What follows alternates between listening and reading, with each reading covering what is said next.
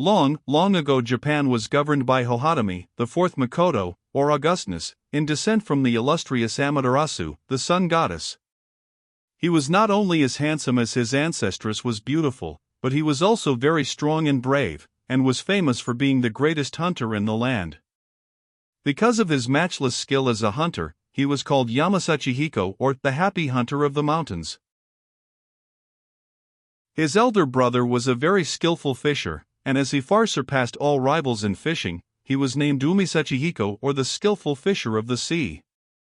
The brothers thus led happy lives, thoroughly enjoying their respective occupations, and the days passed quickly and pleasantly while each pursued his own way, the one hunting and the other fishing.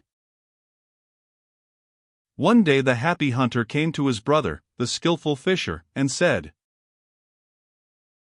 "Well, my brother, I see you go to the sea every day with your fishing rod in your hand, and when you return you come laden with fish.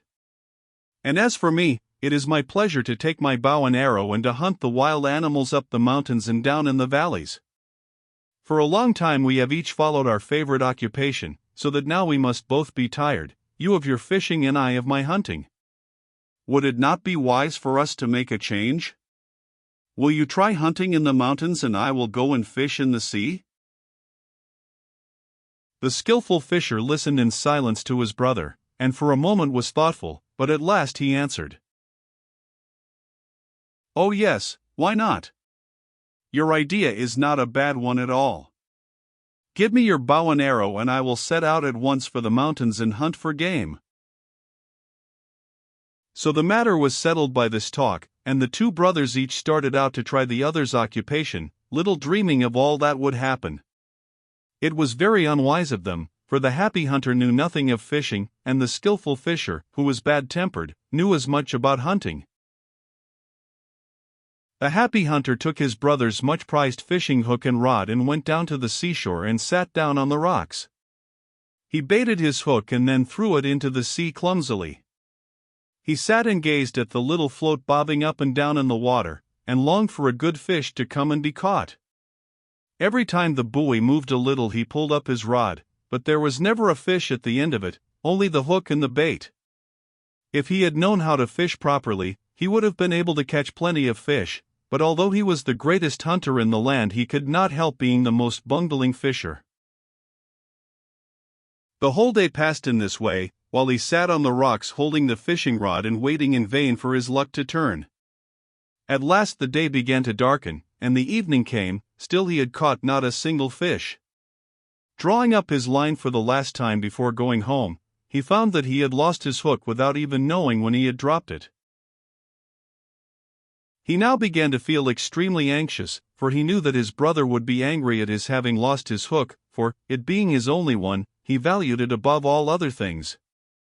The happy hunter now set to work to look among the rocks and on the sand for the lost hook, and while he was searching to and fro, his brother, the skillful fisher, arrived on the scene. He had failed to find any game while hunting that day, and was not only in a bad temper, but looked fearfully cross. When he saw the happy hunter searching about on the shore he knew that something must have gone wrong, so he said at once, "What are you doing, my brother?" The happy hunter went forward timidly, for he feared his brother's anger, and said, "Oh, my brother, I have indeed done badly." "What is the matter? What have you done?" asked the elder brother impatiently. "I have lost your precious fishing hook." While he was still speaking his brother stopped him, and cried out fiercely, "Lost my hook! It is just what I expected.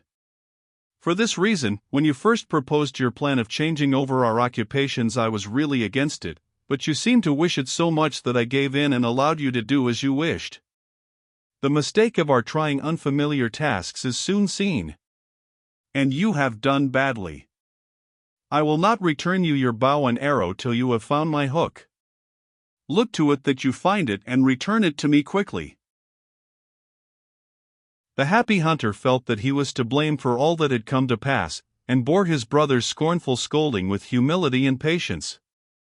He hunted everywhere for the hook most diligently, but it was nowhere to be found. He was at last obliged to give up all hope of finding it.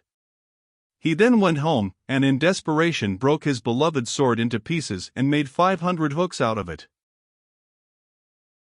He took these to his angry brother and offered them to him, asking his forgiveness, and begging him to accept them in the place of the one he had lost for him. It was useless, his brother would not listen to him, much less grant his request. The happy hunter then made another 500 hooks, and again took them to his brother, beseeching him to pardon him. "Though you make 1,000,000 hooks," said the skillful fisher, shaking his head, "they are of no use to me. I cannot forgive you unless you bring me back my own hook." Nothing would appease the anger of the skillful fisher, for he had a bad disposition, and had always hated his brother because of his virtues, and now with the excuse of the lost fishing hook he planned to kill him and to usurp his place as ruler of Japan. The happy hunter knew all this full well, but he could say nothing, for being the younger he owed his elder brother obedience, so he returned to the seashore and once more began to look for the missing hook. He was much cast down, for he had lost all hope of ever finding his brother's hook now.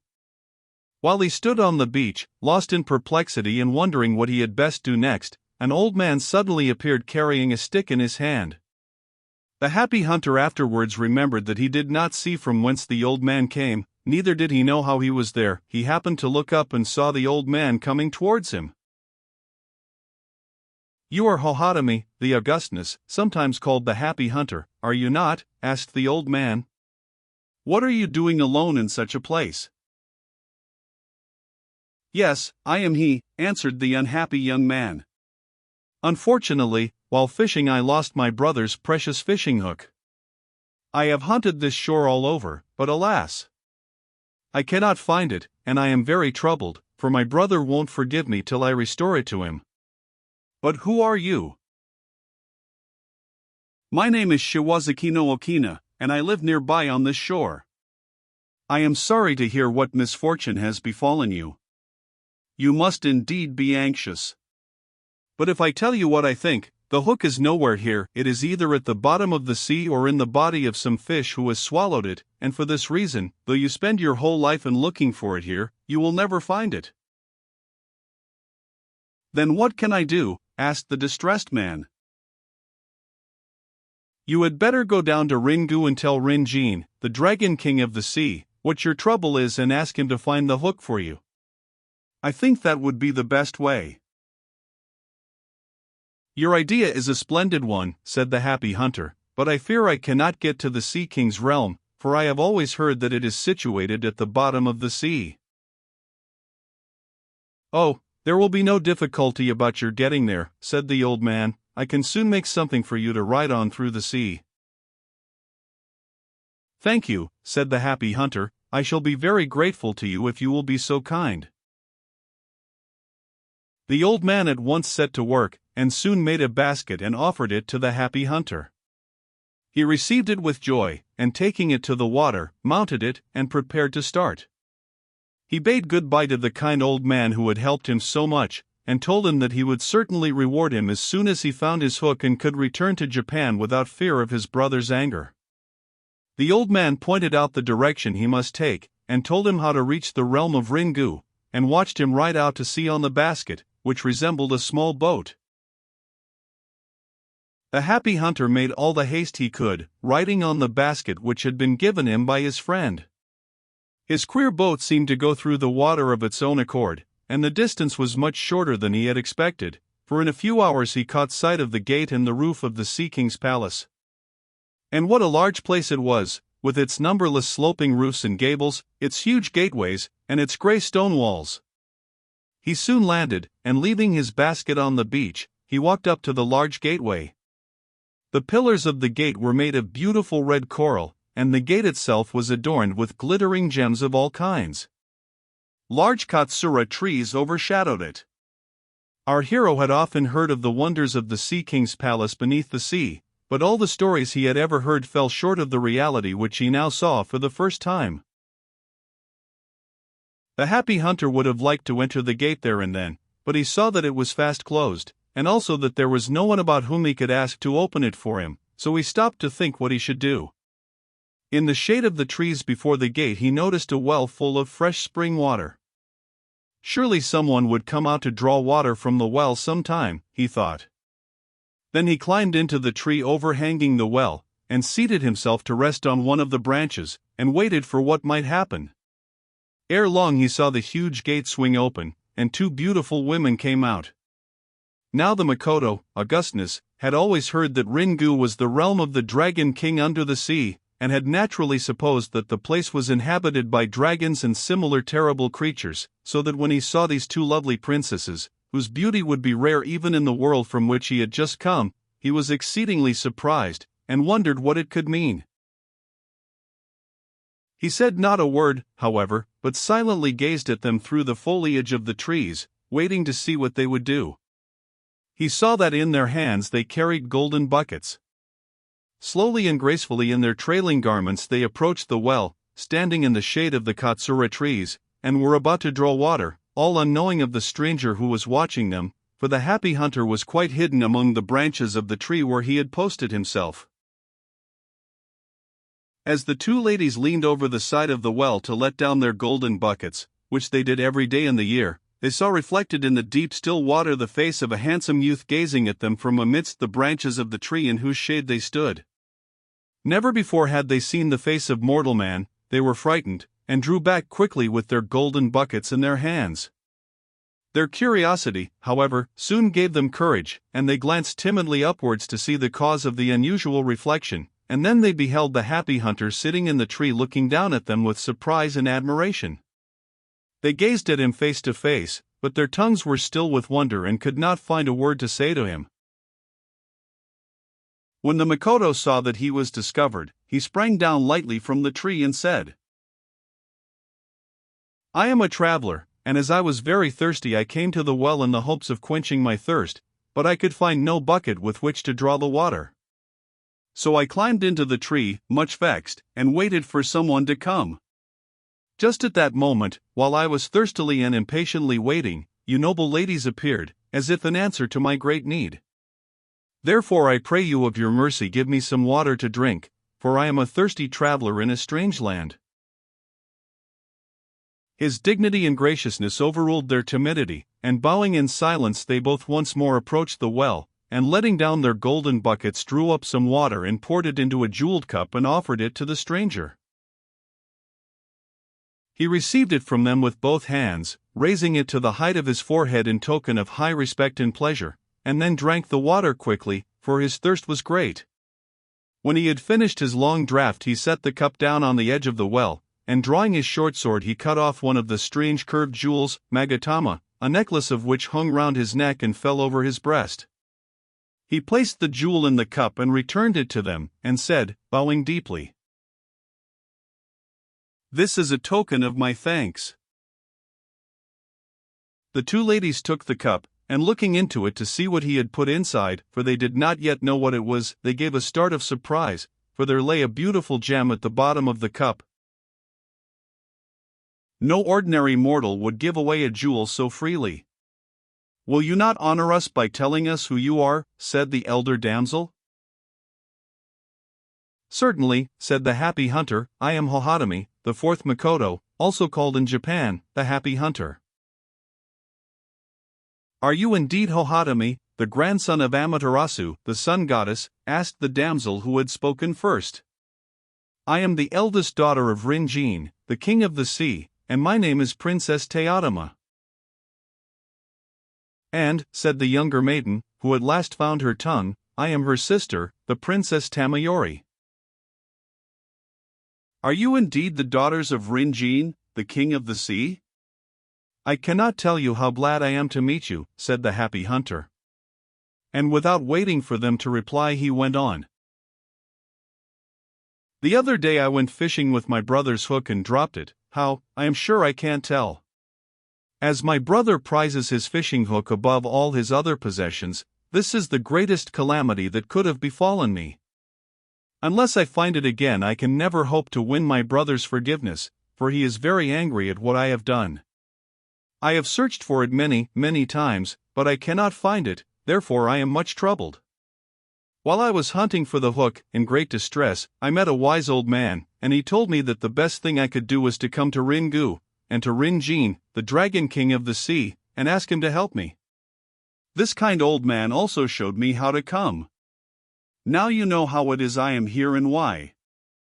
I want to ask Rin-Jin if he knows where the lost hook is. Will you be so kind as to take me to your father? And do you think he will see me? Asked the happy hunter anxiously. Princess Theodora listened to this long story, and then said, "Not only is it easy for you to see my father, but he will be much pleased to meet you. I am sure he will say that good fortune has befallen him, that so great and noble a man as you, the grandson of Amaterasu, should come down to the bottom of the sea." And then turning to her younger sister, she said, "Do you not think so, Tamayori?" "Yes, indeed," answered the Princess Tamayori, in her sweet voice. "As you say, we can know no greater honor than to welcome the Makoto to our home." "Then I ask you to be so kind as to lead the way," said the happy hunter. "Condescend to enter, Makoto, Augustness," said both the sisters, and bowing low, they led him through the gate. The younger princess left her sister to take charge of the happy hunter, and going faster than they, she reached the Sea King's palace first, and running quickly to her father's room, she told him of all that had happened to them at the gate, and that her sister was even now bringing the Augustness to him. The Dragon King of the Sea was much surprised at the news, for it was but seldom, perhaps only once in several hundred years, that the Sea King's palace was visited by mortals. Rin-Jin at once clapped his hands and summoned all his courtiers and the servants of the palace, and the chief fish of the sea together, and solemnly told them that the grandson of the sun goddess, Amaterasu, was coming to the palace, and that they must be very ceremonious and polite in serving the august visitor. He then ordered them all to the entrance of the palace to welcome the happy hunter. Rin-Jin then dressed himself in his robes of ceremony, and went out to welcome him. In a few moments the Princess Theodora and the happy hunter reached the entrance, and the Sea King and his wife bowed to the ground and thanked him for the honor he did them in coming to see them. The Sea King then led the happy hunter to the guest room, and placing him in the uppermost seat, he bowed respectfully before him, and said, "I am Rin-Jin, the Dragon King of the Sea, and this is my wife. Condescend to remember us forever." "Are you indeed Rin-Jin, the King of the Sea, of whom I have so often heard?" answered the happy hunter, saluting his host most ceremoniously. "I must apologize for all the trouble I am giving you by my unexpected visit." And he bowed again, and thanked the Sea King. "You need not thank me," said Rin-Jin. "It is I who must thank you for coming. Although the Sea Palace is a poor place, as you see, I shall be highly honored if you will make us a long visit." There was much gladness between the Sea King and the happy hunter, and they sat and talked for a long time. At last the Sea King clapped his hands, and then a huge retinue of fishes appeared, all robed in ceremonial garments, and bearing in their fins various trays on which all kinds of sea delicacies were served. A great feast was now spread before the king and his royal guest. All the fishes in waiting were chosen from amongst the finest fish in the sea, so you can imagine what a wonderful array of sea creatures it was that waited upon the happy hunter that day. All in the palace tried to do their best to please him and to show him that he was a much honored guest. During the long repast, which lasted for hours, Rin-Jin commanded his daughters to play some music, and the two princesses came in and performed on the koto, the Japanese harp, and sang and danced in turns. The time passed so pleasantly that the happy hunter seemed to forget his trouble and why he had come at all to the Sea King's realm, and he gave himself up to the enjoyment of this wonderful place, the land of fairy fishes. Who has ever heard of such a marvelous place? But the Makoto soon remembered what had brought him to Ringu, and said to his host, "Perhaps your daughters have told you, King Rin-Jin, that I have come here to try and recover my brother's fishing hook, which I lost while fishing the other day. May I ask you to be so kind as to inquire of all your subjects if any of them have seen a fishing hook lost in the sea?" "Certainly," said the obliging Sea King, "I will immediately summon them all here and ask them." As soon as he had issued his command, the octopus, the cuttlefish, the bonito, the oxtail fish, the eel, the jellyfish, the shrimp, and the plaice, and many other fishes of all kinds came in and sat down before Rin Jin their king, and arranged themselves and their fins in order. Then the Sea King said solemnly, "Our visitor who is sitting before you all is the august grandson of Amaterasu. His name is Hohodami, the fourth Augustness, and he is also called the Happy Hunter of the Mountains. While he was fishing the other day upon the shore of Japan, someone robbed him of his brother's fishing hook. He has come all this way down to the bottom of the sea to our kingdom because he thought that one of you fishes may have taken the hook from him in mischievous play. If any of you have done so, you must immediately return it, or if any of you know who the thief is, you must at once tell us his name and where he is now."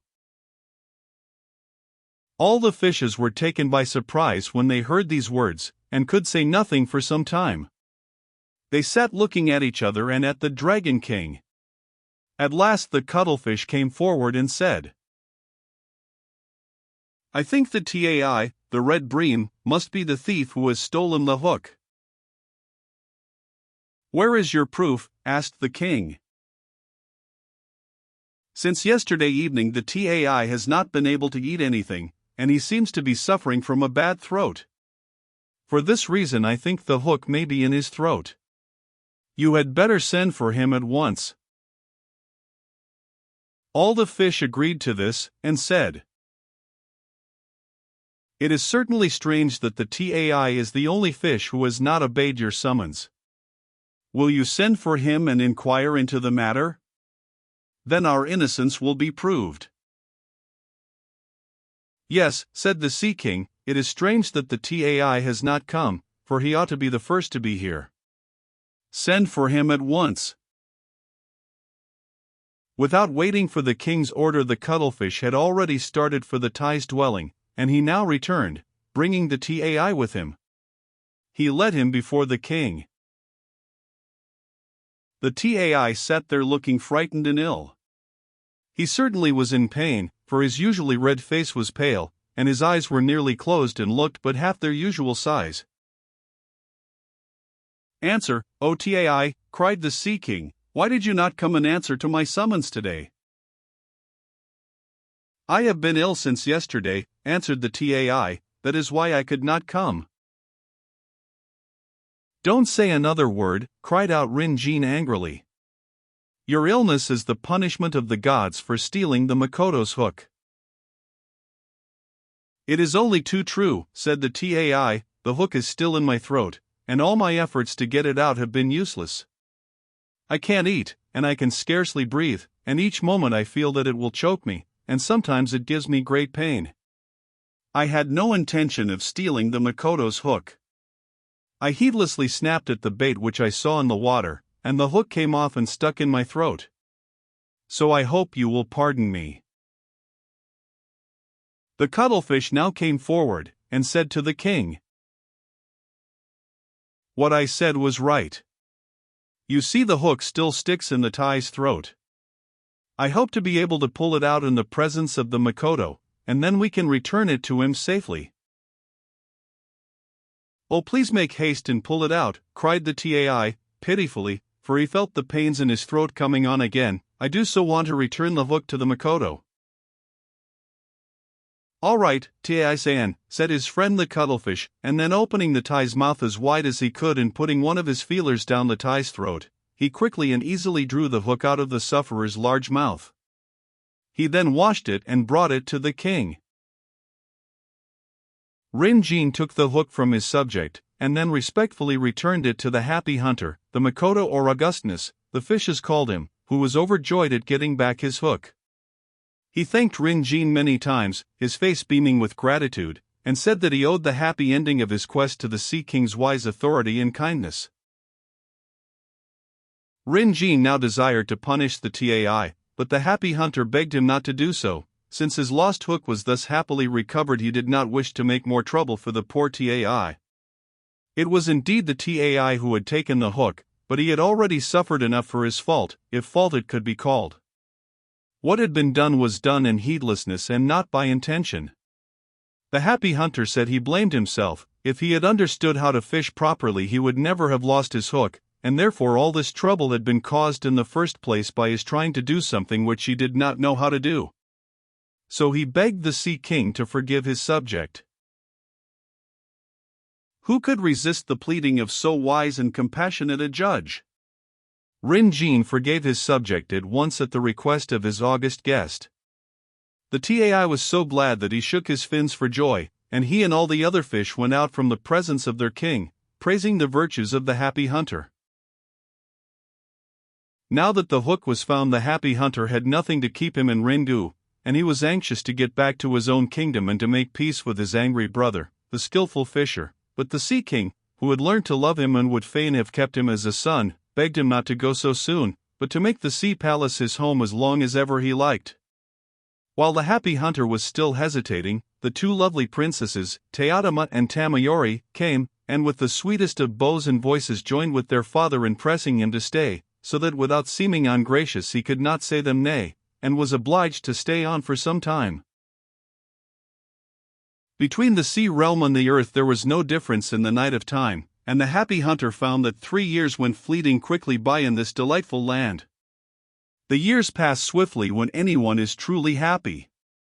But though the wonders of that enchanted land seemed to be new every day, and though the Sea King's kindness seemed rather to increase than to grow less with time, the happy hunter grew more and more homesick as the days passed, and he could not repress a great anxiety to know what had happened to his home and his country and his brother while he had been away. So at last he went to the Sea King and said, "My stay with you here has been most happy, and I am very grateful to you for all your kindness to me, but I govern Japan, and, delightful as this place is, I cannot absent myself forever from my country. I must also return the fishing hook to my brother and ask his forgiveness for having deprived him of it for so long. I am indeed very sorry to part from you, but this time it cannot be helped. With your gracious permission, I will take my leave today. I hope to make you another visit someday. Please give up the idea of my staying longer now." King Rinjin was overcome with sorrow at the thought that he must lose his friend who had made a great diversion in the palace of the sea, and his tears fell fast as he answered, "We are indeed very sorry to part with you, Makoto, for we have enjoyed your stay with us very much. You have been a noble and honored guest, and we have heartily made you welcome. I quite understand that as you govern Japan you ought to be there and not here, and that it is vain for us to try and keep you longer with us, much as we would like to have you stay. I hope you will not forget us. Strange circumstances have brought us together, and I trust the friendship thus begun between the land and the sea will last and grow stronger than it has ever been before." When the Sea King had finished speaking, he turned to his two daughters and bade them bring him the 2 tide jewels of the sea. The 2 princesses bowed low, rose and glided out of the hall. In a few minutes they returned, each one carrying in her hands a flashing gem which filled the room with light. As the happy hunter looked at them, he wondered what they could be. The Sea King took them from his daughters and said to his guest, "These 2 valuable talismans we have inherited from our ancestors from time immemorial. We now give them to you as a parting gift in token of our great affection for you. These 2 gems are called the Nanjo and the Kanjo." The happy hunter bowed low to the ground and said, "I can never thank you enough for all your kindness to me. And now will you add one more favor to the rest and tell me what these jewels are and what I am to do with them?" "The Nanjo," answered the Sea King, "is also called the Jewel of the Flood Tide, and whoever holds it in his possession can command the sea to roll in and to flood the land at any time that he wills. The Kanjo is also called the Jewel of the Ebbing Tide, and this gem controls the sea and the waves thereof, and will cause even a tidal wave to recede." Then Rin Jin showed his friend how to use the talismans one by one and handed them to him. The happy hunter was very glad to have these 2 wonderful gems, the Jewel of the Flood Tide and the Jewel of the Ebbing Tide, to take back with him, for he felt that they would preserve him in case of danger from enemies at any time. After thanking his kind host again and again, he prepared to depart. The Sea King and the two princesses, Teotama and Tamayori, and all the inmates of the palace, came out to say goodbye, and before the sound of the last farewell had died away, the happy hunter passed out from under the gateway, past the well of happy memory standing in the shade of the great katsura trees on his way to the beach. Here he found, instead of the queer basket on which he had come to the realm of Ringu, a large crocodile waiting for him. Never had he seen such a huge creature. It measured 8 fathoms in length from the tip of its tail to the end of its long mouth. The Sea King had ordered the monster to carry the happy hunter back to Japan. Like the wonderful basket which Shiwazaki no Okina had made, it could travel faster than any steamboat, and in this strange way, riding on the back of a crocodile, the happy hunter returned to his own land. As soon as the crocodile landed him, the happy hunter hastened to tell the skillful fisher of his safe return. He then gave him back the fishing hook which had been found in the mouth of the Tai and which had been the cause of so much trouble between them. He earnestly begged his brother's forgiveness, telling him all that had happened to him in the Sea King's palace and what wonderful adventures had led to the finding of the hook. Now the skillful fisher had used the lost hook as an excuse for driving his brother out of the country. When his brother had left him that day 3 years ago, and had not returned, he had been very glad in his evil heart and had at once usurped his brother's place as ruler of the land, and had become powerful and rich. Now in the midst of enjoying what did not belong to him, and hoping that his brother might never return to claim his rights, quite unexpectedly there stood the happy hunter before him. The skillful fisher feigned forgiveness, for he could make no more excuses for sending his brother away again, but in his heart he was very angry and hated his brother more and more, till at last he could no longer bear the sight of him day after day, and planned and watched for an opportunity to kill him. One day when the happy hunter was walking in the rice fields, his brother followed him with a dagger. The happy hunter knew that his brother was following him to kill him, and he felt that now, in this hour of great danger, was the time to use the jewels of the flow and ebb of the tide and prove whether what the Sea King had told him was true or not. So he took out the jewel of the flood tide from the bosom of his dress and raised it to his forehead. Instantly over the fields and over the farms the sea came rolling in wave upon wave till it reached the spot where his brother was standing. The skillful fisher stood amazed and terrified to see what was happening. In another minute he was struggling in the water and calling on his brother to save him from drowning. The happy hunter had a kind heart and could not bear the sight of his brother's distress. He at once put back the jewel of the flood tide and took out the jewel of the ebb tide. No sooner did he hold it up as high as his forehead than the sea ran back and back, and ere long the tossing rolling floods had vanished, and the farms and fields and dry land appeared as before. The skillful fisher was very frightened at the peril of death in which he had stood, and was greatly impressed by the wonderful things he had seen his brother do. He learned now that he was making a fatal mistake to set himself against his brother, younger than he thought he was, for he now had become so powerful that the sea would flow in and the tide ebb at his word of command. So he humbled himself before the happy hunter and asked him to forgive him all the wrong he had done him. The skillful fisher promised to restore his brother to his rights and also swore that though the happy hunter was the younger brother and owed him allegiance by right of birth, that he, the skillful fisher, would exalt him as his superior and bow before him as lord of all Japan. Then the happy hunter said that he would forgive his brother if he would throw into the receding tide all his evil ways. The skillful fisher promised, and there was peace between the two brothers. From this time he kept his word and became a good man and a kind brother. The happy hunter now ruled his kingdom without being disturbed by family strife, and there was peace in Japan for a long, long time. Above all the treasures in his house he prized the wonderful jewels of the flow and ebb of the tide which had been given him by Rin-jin, the Dragon King of the Sea. This is the congratulatory ending of The Happy Hunter and the Skillful Fisher.